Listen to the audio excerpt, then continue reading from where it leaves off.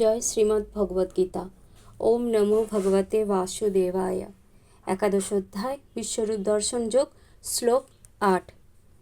ন তু মাং শক্যসে দ্রষ্টুম অনেনৈব সচক্ষুষা দিব্যং দদামি তে চক্ষু পশ্য মে যোগমৈশ্বরম।